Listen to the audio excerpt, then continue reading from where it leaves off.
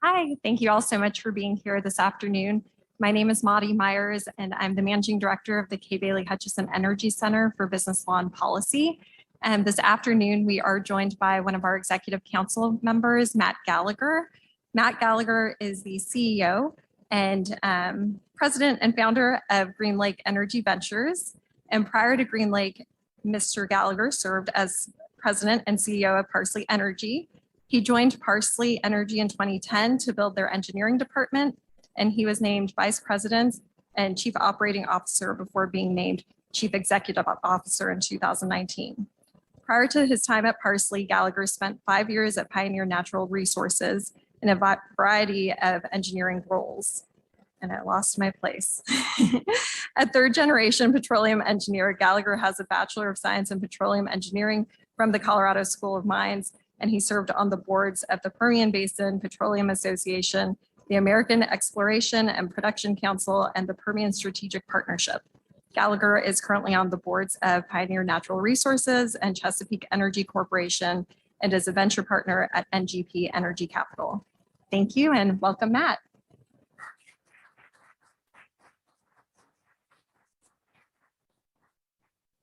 All right. Check the mic works and that I don't spill the water all over the place. Okay, I think we're good so far. If I step away, can everybody still hear me? Yes, it sounds pretty good.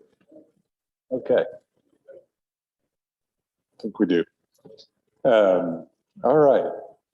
Well, first of all, I'm just honored to be here, be a part of UT Energy Week. It's exciting to see the interest in energy, and I love the slogan up there, what starts here energizes the world. So hopefully that can spread throughout the campus. And I like the original one, what start here changes the world, but I think this one's a little stronger. So as Maudie said, Matt Gallagher, President and founder of Green Lake Energy. So I say that about 80% of the time, and about 20% of the time I slip up and say Parsley Energy because it's still kind of new to me.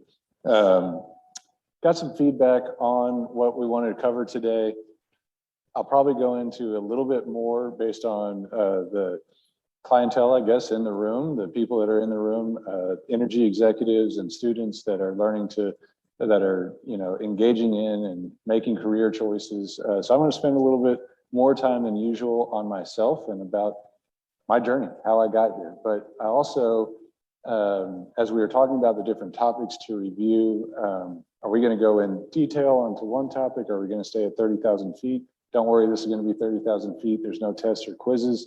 But I'm going to go over a topic that I discussed in front of NAPE in February of 2020, and it was called the Shale New Deal, and we'll get into a little high-level details about that. So we'll hit on those two topics. Here is the title, A Shale New Deal, a look back to 2019.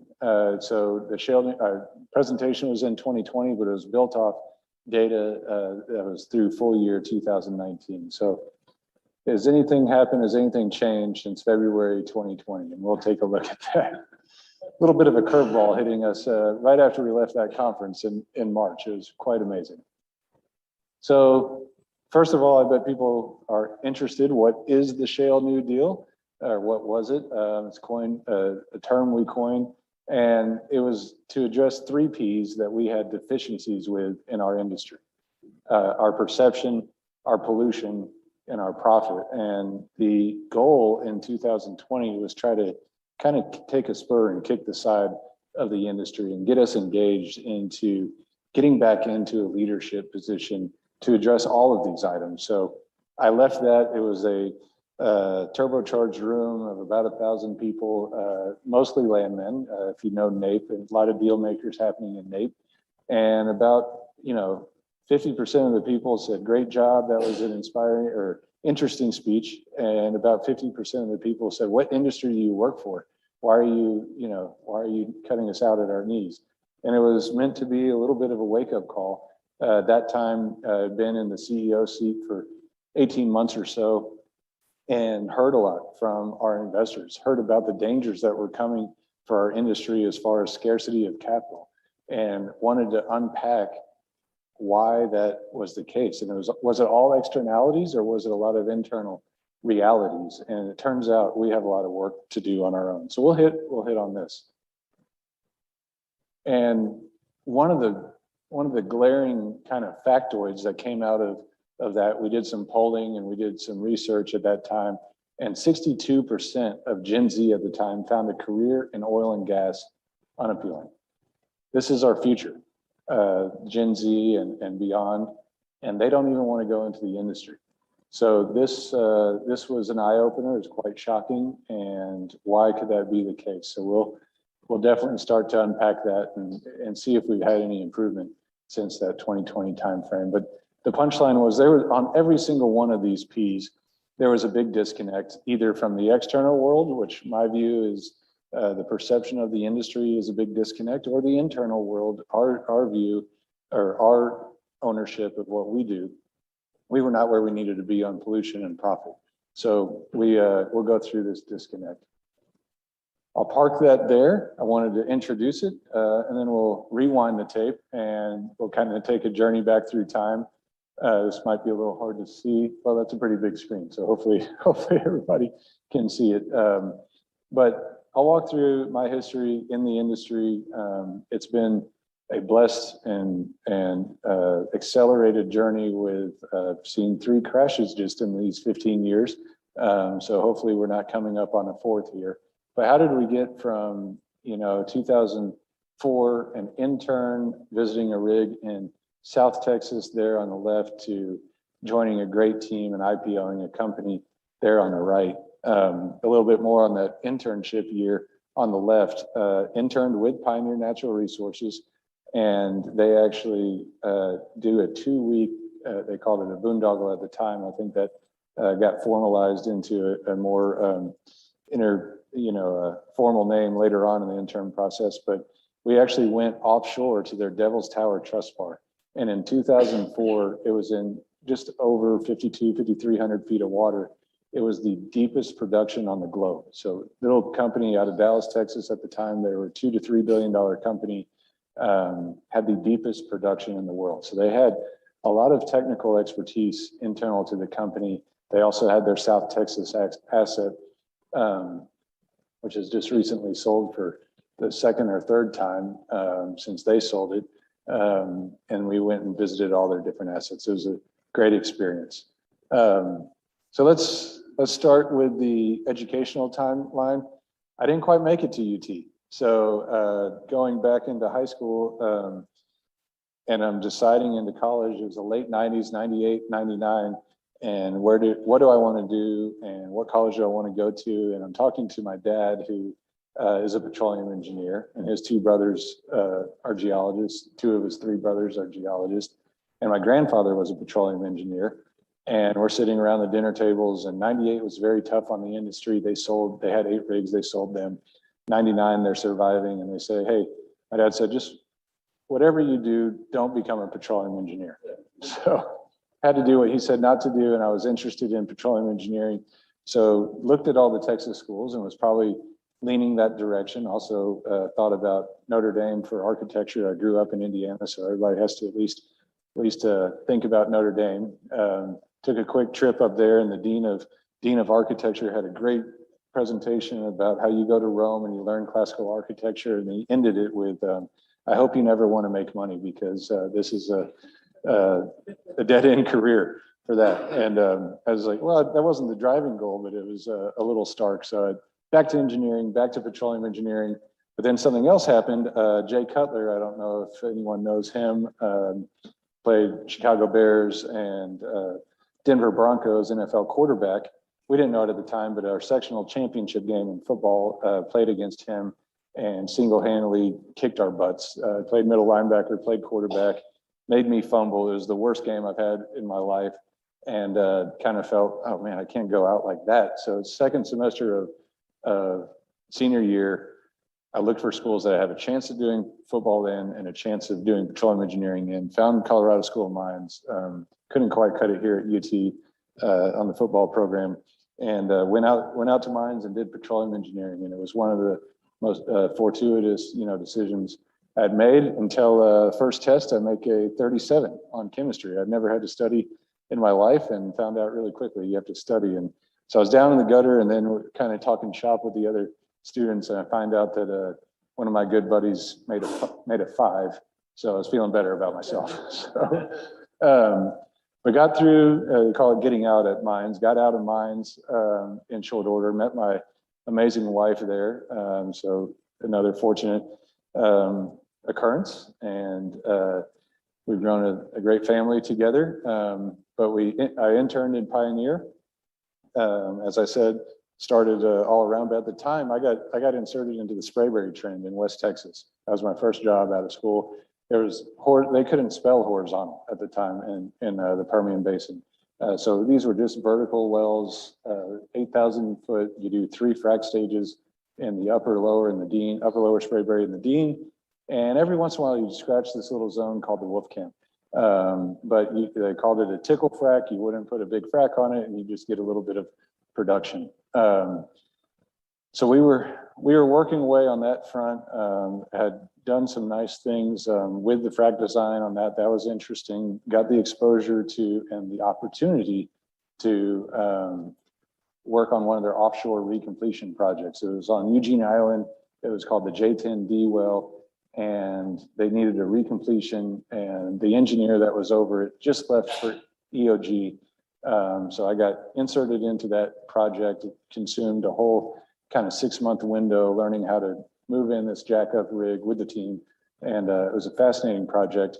So the themes here I'm trying to relay, and I know many of you know this already, but just the opportunity set, the diversity of technical challenges in this industry, I mean, are deep and ever present.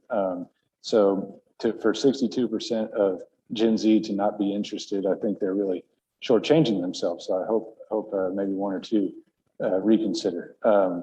But worked that offshore recompletion. It had a lot of the same elements of these casing leaks that we saw in West Texas, where water from a shallow zone would dump onto the deeper zone.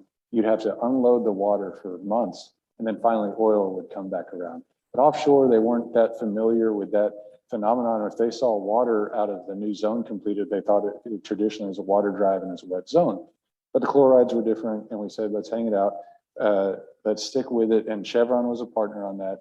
And we had, and they said, yeah, this has already outproduced our reserves. Let's plug this well. And we, through a process to management committee, we got an extension for 3 months to produce this water for 3 months. And it was, I kid you not, it was about 2 days before the 3-month window. This thing cut from 100% water to 100% oil, and it was 1,000 barrels a day, and paid out about 3 months after that, the recompletion did. Through that process, got exposure to Scott Sheffield, as we had to present to the management committee to ask for those 3 months. And then Scott, they wanted to start rotating engineers through the investor relations role. So I was able, and raised my hand and said, I'd love to do that. So I was able to kind of be a bagman for Scott and Tim Dove, Frank Hopkins and the team, travel around to New York. And it reminded me of those first few days at mines, where I thought things were going pretty good, and then all of a sudden I got a 37 on a test. I thought things were going pretty good, and I'd sit in the executive room trying to make a PowerPoint presentation and keep up to speed. And Scott Sheffield asked, hey, what's the compounded production rate on this well? And I pull up Google and I looked for the formula, and he goes, we have one of our better engineers in here and you don't remember the compounded formula? And I was like, oh man, we've got to pick up the memory pace here. And then on top of that, lots of fun comments from Frank Hopkins, who's from the Northeast. He was a scheduler for Exxon, and he was blunt and to the point. So I had to pick up the feet a little bit in that role, but it turned out to be great. And they asked at the end of that role, hey, we actually don't have an engineering presence, and we consolidated everything back to Dallas, but activity's picking up in the Permian. Would you do a 2-year rotation in Midland, Texas, as a field engineering representative? At that time, of course, we're married to my wife, and she also worked she had come from Chevron once we got married. She came to Pioneer, and we both worked at Pioneer, and we were loving Dallas. You know, we were younger, no kids. You could go up to Lake Louisville, have a good time on the weekends, and it was a great environment. And now, you know, go out to Midland, Texas, which was 5 hours west. We said, absolutely, if it's got a time frame on it, as long as it's 2 years. And they said, yeah, 2-year gig. So we go out to Midland, Texas, pack up, move out west, and with a 2-year gig turned into a 4-month gig. So I was out there. I had not known anyone in Midland, and prior in about 2006, Brian Sheffield rotated through Scott's son, rotated through some of the technical teams, and I got to meet him, talk about fracking, and met him for 2 weeks, and he moved on. And he's the only person I knew that lived in Midland. So I called him, we did dinners, and he told me about this business he had started, Parsley Energy. And he had 4 employees, and they're running a rig, and they wanted to pick up a second rig, but they were doing everything turnkey. And I hearkened back to, my family's business and the entrepreneurship of that. And it just seemed like an amazing opportunity. So second dinner or so, said, hey, would you ever consider bringing on an engineer? I think we can cut costs 20 or 30% if we bring all this stuff in-house. And he said, no, I can't do that. Or yes, I have, but it can't be you. My dad, yes, I have, but I can't be you. My dad would kill me. And we went to a couple more dinners. And I have a funny trait about myself, might be a little bit stubborn or hard-headed at times. So I asked a few more times, and we came up with an idea and agreed to, hey, let's give this a shot. So that next day I flew to Midland and I talked to Scott, flew back to Dallas, and I talked to Scott directly, talked to my management, my direct management. And it was a very tough decision because Pioneer has a ton of opportunity at the time, and they were great to me. My wife still worked there. How is this going to work? But I'm turning in my resignation. I'm going to work for your son and with your son. And they were actually very warm and supporting to me. What I found out was on my flight back, the head of Permian, Scott, and the head of marketing and land called Brian separately, and he got talking to from all 3 of those people about poaching employees. So that was the last for a long time that we borrowed from Pioneer, but made the leap as the 5th employee in the office, and we had great field personnel, David Askew, Cam Schock, and others, and we were drilling vertical wells. And like I said earlier, that shallow upper and lower Sprayberry had already been picked over and held by the majors. So we had to go find this. We were going deeper, and we picked up a ton of rights on this deeper Wolfcamp zone that not a lot of people were scratching at the time. So we were getting deep Wolfcamp only rights. People thought we were crazy. We were 25 and he was 30 at the time. And we're drilling like gangbusters and partnering with Midland investors and doing the best we can. And about 75 miles to our southeast in 2012, all of a sudden EOG starts putting down horizontal wells, and we still cannot spell horizontal in the Permian Basin, but we sent out our production superintendent, Paul Treadwell. Hey, we heard they made a well down there. And he's like, no, it can't be, but I'll go check it out. And pipeline infrastructure was horrible at the time. So everybody's trucking oil. And he comes driving back and he says, there were 15 oil trucks lined up, and they were just filling up on a row. So they are making good oil down here. This thing is for real. And we knew that they were 75 miles to the southeast. The petrophysics, the rock wasn't nearly as good as what we had in the center of the basin. So we had a moment. We kind of all pause and go, okay, things are going to change. How are we going to do this? So that we had an offsite. If any of you have met Brian or talked to Brian, he does not sit down for more than 30 minutes. We did not have strategy sessions. We did not have long meetings. We are go, making decisions, and we get on to the next thing. But we did an offsite couple-hour strategy session, and we talked about this. And we said we need to retool our talent base. We need to figure out how to spell horizontal, how to drill horizontal. And things were booming in Midland at the time. You fast forward, it's about 2012, 2013, $100 plus oil. We couldn't get people to move out to Midland. We said we need to move cities. So we moved to Austin, Texas, decided to move the company to Austin, Texas, and start drilling horizontal wells and go on a path to IPO this company, because we were drilling $1 million wells, and these wells were going to be $10 million wells, each one. And we needed a lot of capital. We needed to figure out a way to do it. So the interim way to do that was with debt. We took on over $750 million of debt, private company. At this time, we're a company of probably 30 people strong. And it was was a stressful time, but luckily, again, oil is always there to bail us out, $100 plus oil. We moved to Austin, started moving people in March of 2014 as we're drilling our first 2-mile horizontal well. It was the first 2-mile well drilled in Upton County. And then we were fortunate enough to IPO in May. And I remember to this day at the pricing committee, we were in Kansas City on the last investor call, and they wanted to price it at $18.50 gross. And then after all these fees, it would have been $17.50 net. And man, I thought we were getting ripped off. I thought this was a $20 per share company. I had it burned into my skull. We can get this over the 2 weeks. And I almost was, that stubbornness in me almost came back out. And I knew we were going to have to take discounts. It's a new company, young team. But we talked for a minute. Maybe we come back another time. After huddling, we decided to proceed forward. It was the second largest IPO in E&P history, grossing just over $1 billion in proceeds.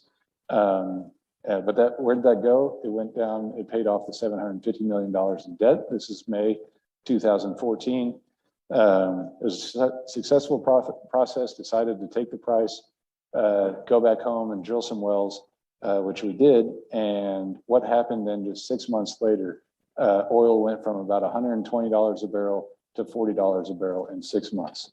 And if we had not IPO'd at the time, we would have been one of the many bankruptcy cases. Instead, we were on strong footing, strong capital structure. We were able to compound that growth. We were able to gather up more assets with that strong capital infusion.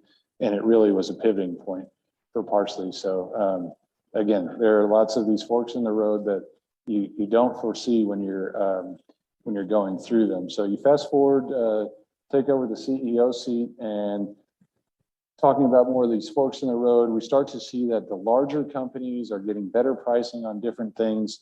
So strategically, even though I'm excited about being the CEO, I'm thinking, and the board's talking about, it's better for the shareholder if we combine with a strong public company. For example, the pioneers of the world were issuing 1%, 1.5% debt. We were issuing 4.25% debt, which now everybody would click their heels if we could take that to refinance our house. But at the time, it was much more expensive than large AAA companies. And so we outreached to a few of these companies, 4 of them, and lo and behold, we end right back up with Pioneer. It was kind of, our assets were around their assets, so the synergies made sense. So we merged the company in 2021. And what do? I go on everybody should do this at some point in their life, a 1-month RV trip. Went to the Grand Canyon. We went out to Fort Stockton. We went Grand Canyon, San Diego, up through the Redwood Forest, all the way around. And I'm thinking about, what are we doing next? Do I even stay in this industry? Do I go back to the public? And decided stick to the knitting. We're going to do oil and gas again. And we're going to work on all of these things that we're going to address here on the Triple P.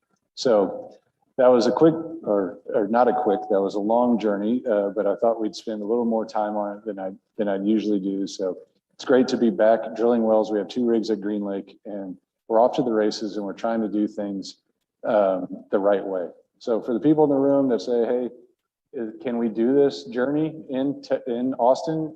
Absolutely. There's a bunch of us out here, and we're growing. Brian's new company, Formentera, ourselves, new friendly competitors. Gene will be up here on the stage later in the week, I believe, talking with Bud, but VTX Energy Partners just beat us out on a large bid. So there's lots of opportunity. Try to connect with some of us, all of us, and just feel what's going on if you want to stick around the Austin area. Okay, these charts, we're zoom through these, and then we can get to some Q&A. We're back to the PPP now, pollution, perception, and profit. And I want to, and this is also kind of on career, is this industry going to be around? I know people like Scott Tinker and others do an amazing job going through this, but this was a 2019 BP forecast. And they say, okay, oil production might do a range of these things if we're going to meet our net zero targets. The red bar above is kind of The red growth is we continue on at the historical trend. Energy grows. The bar at the bottom is we don't drill another well. And they're kind of saying the most likely are these cases in the middle, but the orange one is what they were really saying is the most likely case. It starts to die off. They were calling peak oil within 1 to 2 years, and then we slowly die off. Well, where are we 4 years later? We're above we're about 1 million barrels a day above one of their most likely cases. And so you say, okay, well, that's in the realm of forecast, and they were pretty close, except for they missed one detail. What happened last year when I'm referencing this demand case? We had about 1.4 billion people on the planet that were not active. So I think that number is going to continue to go up. We're going to be between that red line and that green line. One thing that BP got right is we're going to need trillions of dollars in investment in this industry. But can we do it profitably? For a decade, we were the worst. I mean, it's pretty dismal. This is the slide I got to give in 2020. On capital employed, we actually went negative, the only industry to do so. We're right down here. Energy is that big no sign at the bottom. No investor in their right mind would do that just from an investment perspective. Why would you invest in the less? You could just invest in the S&P 500 and you would have more than doubled your money, up 250% in a decade. So we're on 4 years now. This was a Goldman Sachs chart, so I couldn't get the raw data, but I did look at our industry, and our industry has averaged now 34% ROCE over the last 4 quarters. So if you look at the chart scale, it was 30% max between all the industries. There's more on there. We selected 4. So it's literally off the scale. So we're finally starting to pay the piper for all that experience, all that investment. In fact, we spent over, of course, capital is in the much higher than this, but when you net out your production, you get to your free cash flow. For a decade, the red bar was we're $212 billion in the hole. What happened was the Permian and the shale oil were just bigger than we ever expected. It took longer to get up to development phase. But in just 2 years' time, 2021, 2022, we've more than half recovered our money from an entire decade of investment. So we lack 64 billion, which should be paid off this year. So if you think about the entire shale discovery is going to be paid off by the end of 2023. And then you're kind of all operating in the profit. Okay, so we've addressed that piece, but what about our pollution? We all love the outdoors. We just have to be transparent about what we're doing. Think about our businesses the way we think about our living. We used to think that only 5 rivers contributed to 90% of the plastics pollution. It looks like it's more like 1,700 rivers are contributing to 80% of the pollution. That's the bad news. The good news is that's still 2% of the 100,000 rivers identified. So we know where this is, we know what to tackle. That's kind of an end use, but what can we do ourselves as an industry to improve a lot of the different pollution things? The Permian Basin that I work in most relevantly is trying to tackle this. So we've reduced our methane emissions by 70% in a decade, even while we've grown our production 320%. And on the Permian Basin is 30% better off than most of the US oil production. So if you look on these charts, way over to the right is the United States and the Permian Basin. These are the lowest emission barrels, teamed up with Saudi Arabia and Kazakhstan and others. The highest emission barrels are Iran, Venezuela, Nigeria. So you need to ask yourself, and I think this is, when we get to perception, we've got to pound the table on this. You need to know where your barrel is coming from. If the real goal of net zero 2050 is to improve air quality, water quality, the first step in that is to incentivize more domestic US low emission barrels, and for the consumer to demand where their barrels are coming from. These are multiple charts from Thunder Said Energy, and I'm going to try to get to Q&A here pretty quick. I rambled on the career too long, but today, here we are, we use 20% of the global energy demand is fueled by oil. This is driving cars, this is some island nations producing electricity with fuel oil. And today, we're using 75% fossil fuels. That's coal, oil, and natural gas. In a really credible case at energy, this is where we're going. By 2050, this forecast delivers a net zero outcome. We're still using 60% fossil. What we've done here is essentially we've grown natural gas, we've taken coal down to zero, and our emissions go way down as a globe, and that helps the other top 40% get us to a net zero position along with some other abatement processes. So it leaves us with perception. We just have to recognize that we're never too old for new tricks. You saw the ex-president, George Bush, picked up painting late in life. Here's the thing that blows me away. In 2019, I saw a Burger King commercial. You can look it up on on YouTube. Burger King sustainability commercial. So they recognize their clients are saying, we demand something different out of you. They initiate the Impossible Whopper. They talk about, they're a burger company and they're talking about the emissions of these cows and how they're going to address it. Where was that communication from the oil industry in 2019? It wasn't there. You're starting to see it now. Energy Transfer has an amazing commercial out there. So we've got to ramp that up. But before we get there, we need to be accountable for our own actions and measure our own actions. And let me tell you, it is a process, both at Pioneer and Chesapeake and for Green Lake for that matter. We have teams of people trying to adhere to the latest standards, but it's moving very fast. The IRA that just came out has additional things that we're going to get up to speed on. So this is word soup here, and it's meant to be that way. And I saw a co-sponsor here, the GRI. It's part of some of these ratings and rankers. So we're trying to learn what all of these are trying to measure and adhere to them. And we're partnering with third-party certification firms, Canary, MIQ, Equitable Origin, they're starting on the natural gas side to make sure all of these things are accountable across the board. And we all know we have a great product to sell. It's in everything we live, touch, do. And everywhere we use more energy, to a T, lifespans have been improved. So there's a really good correlation on that. So let's refine the messaging around what we do, what the product is, but we also have to attack our negatives, and we do have negatives, our environmental impacts, and continue to maintain air and water quality at the highest standards. We need to tackle this with transparency and technology.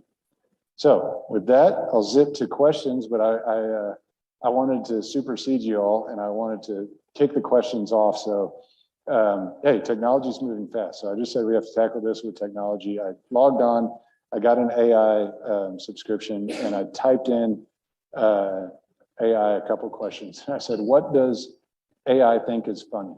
And it zipped up that it actually put four pictures up there. Two of them were not funny. They were actually scary. There was a young kid in a hallway with a red blob, but this one I thought was pretty funny. I got a chuckle out of it. And then the other one, does Brad Pitt have a future in the oil field? And so there he is, drawn from AI's mind, and he's got some pretty interesting face tattoo on him.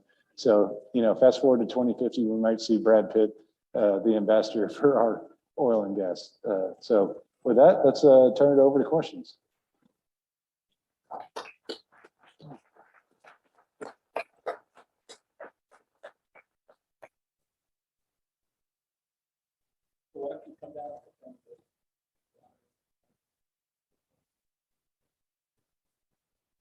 Questions? Oh, yes, we got one here.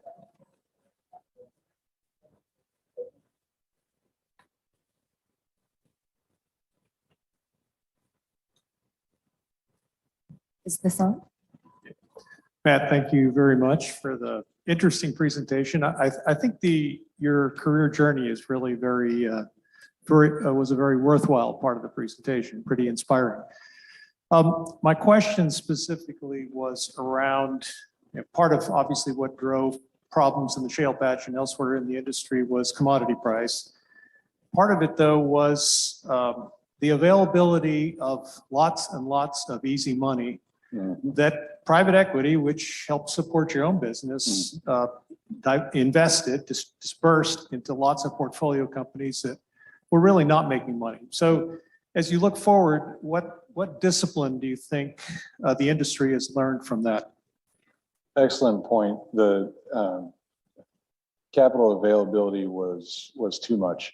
And we overcapitalized. I mean, you think about the Mississippi plays, everything wanted to go right straight to full development mode. I was thinking of the Arcoma and Woodford basins, and turned out to be mainly water. But they went, hundreds of billions of dollars deployed towards it. We'll just build the pipelines out to it. Pipelines were built out to it without the true engineering and results. So everybody was trying to front run the next, great shale play. And we didn't realize, although this is a ubiquitous, these shales are global, the uniqueness of things like the Permian, things like the DJ, where you do have a ingrained facility and you have good results. So I think I can't say that they learned their lesson, because if the capital was there, I bet there'd be private equity firms cropping up to take it and redeploying it and betting on the come. But the investor base has learned it, and it is very hard to get capital out there. So the public companies have made the transition, and they are in the 40 to 60% reinvestment rate. They do not have a license to outspend. That we can't get to that $212 billion of outspend anymore. The private companies are a little different. They have pre-funded funds, and they did take advantage of this 2020 pullback. Of course, I was just getting started and we're kind of smaller scale, but some that already had assets, the private companies for the first time in a long time superseded the public companies' rig count. You're starting to see that drop off simply because the private companies are running out of inventory. So they don't have that inventory length that the publics have. So we're in a much healthier place. Even if the capital was there, it couldn't be deployed on the inventory in a ratable manner the way we tried to do it in the prior decade. And I think investors are imposing that restriction. But I think the pendulum swung too far, and we're going to be in a decade of underinvestment at the same time when we're going to need sustained growth, at the same time when well productivity is actually degrading per well. So there's a few things that we're missing that when we compound these things together, I'm really worried about 2025 to 2030 supply and demand balancing out. Thank you, Matt, for a wonderful talk. I'm Helge with Switch Energy with Scott Tinker. Two things. Could you make some comments about hedging through your career? I bet that always comes up. You look at the forward curve, and is it the backwardation or is it contango? Yeah. And the other one is hydraulic fracturing may be triggering some earthquakes that we read about. Could you comment on those two? Absolutely. So hedging and hydraulic fracturing. Hedging, we've been a big proponent both at Parsley Days. What Brian took into the industry that was a little new from an operator standpoint, he traded on the Chicago Board of Exchange and traded commodities, traded Euro futures in Europe at Gibraltar at one point. He liked to put on these three-way spreads, so you get to retain a little bit of the upside, and that proved favorable for us. And then the only difference is you have to actively manage the book versus when you put on a swap and oil price collapses on you, you can just sit there and collect the premium. What you need to do on a three-way hedge is you need to roll down that, you need to chase the top collar down with it. So as long as you're actively managing, three ways can work out well. Swaps are kind of the set it and forget it. You lock in your economics for that time. And we're heavy hedgers at Green Lake, mostly because we want to, but also if we take on even a modicum of debt, our banks are going to demand it. So we do a combination of three ways and swaps, and we kind of make the call. We lock in each project at a time, and we're happy with those returns, and we don't look back. It's like playing poker when if you fold, I don't look at the next turn, what happens after that, because it's too painful. On the seismicity, we have a large industry consortia that is, working on it. Oklahoma did a great response technique. Unfortunately, they were seeing a early and identifiable response. Mainly, I think it's injecting into these deep zones, these basement faults, slipping over, some strike plates there, over pressurizing them. These water volumes that were coming back from the horizontals are just so much larger. So you're tackling it with multiple areas. You're coming back up into the shallow zones that are more porous and have more void space just to physically fill. You're staying out of the deeper zones. You're putting restrictive radiuses. The Railroad Commission is following the Oklahoma's lead because Oklahoma saw a direct response when they made these changes to reduce seismicity. And of course, we want zero. So that's happening on the Texas side right now. So we have to, and then we have to tackle that with additional water,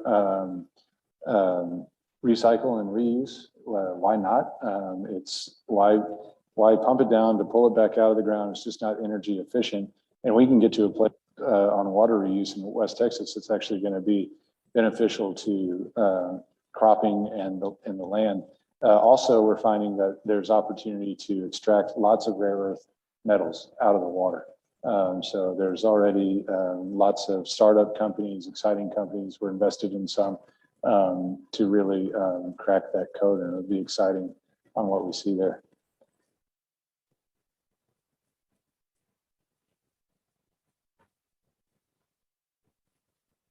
Okay. If we have maybe one more, Dave. So very interesting. Thank you again for your talk. Excellent. Let's talk about that the rare earth elements being extracted from the produced water. How do you see that playing out?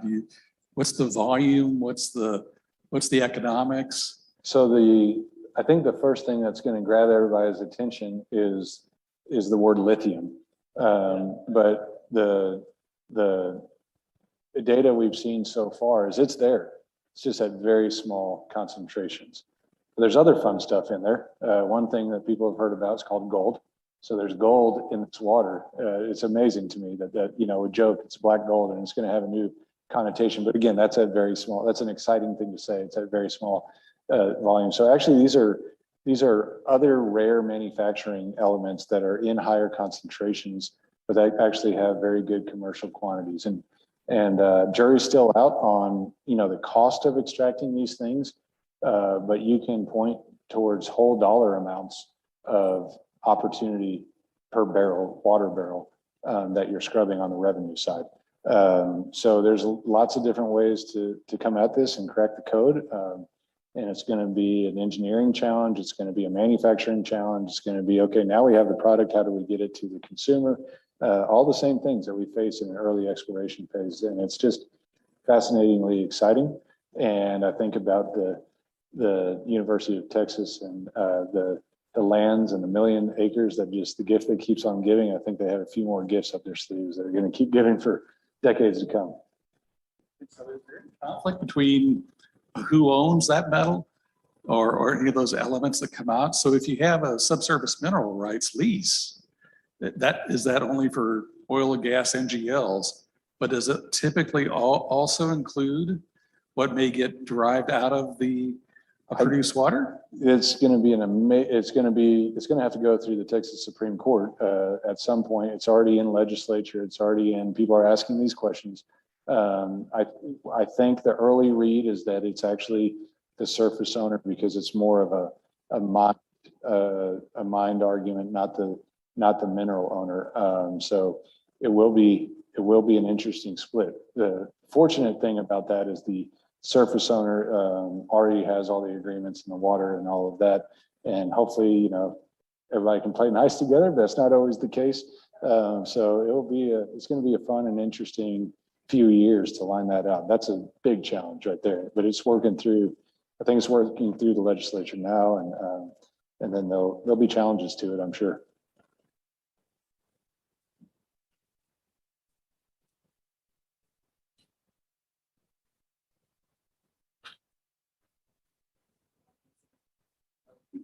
So you talked about the Permian Basin a little bit, and I'm curious how you would compare like what happens in the Permian Basin to other oil and gas producing regions like in Pennsylvania or California or Alaska, and are there things that make the Permian Basin special, or unspecial? Just curious your thoughts on that. I think, I don't want to say this the wrong way, but I think the Permian Basin has a gift that makes dumb people look smart. It is very forgiving, and it's a 4,000-foot column of hydrocarbons. And it's got this legacy infrastructure that, you know, and you have a responsive Texas community for the most part. You got New Mexico Permian as well, but responsive on ERCOT and on the electrical grid to build out. So it's multiple things. And you have landowners that understand the business. You have mineral owners that understand the business. You have good law. So you have all of these things stacked in our favor, plus good rock. You go into the other basins, it just gets harder. The columns are thinner. You're targeting a 300-foot target zone, or you're targeting heavily faulted, laminated, sometimes curled under each other. You'll hit the same zone. Wait a minute, didn't I already drill through the Wolfcamp? Why am I seeing it 2,000 feet later? That's in Utah. Very hard geologic conditions. So the challenge is the resources there, but you compound all the regulatory challenges and all these other basins, and it gets very difficult. There's a lot of companies doing it well in those basins, but it's harder to scale for sure. And Matt, I think this is the time, the last one we have time for. Okay. Okay. Hi, Matt. I'm Marit Brummer. I'm the executive director of the IGA, and I represent geothermal. With 20 years in oil and gas, I do think I have the ability to bridge the two sectors. I was very intrigued with your excellent talk, so thank you very much.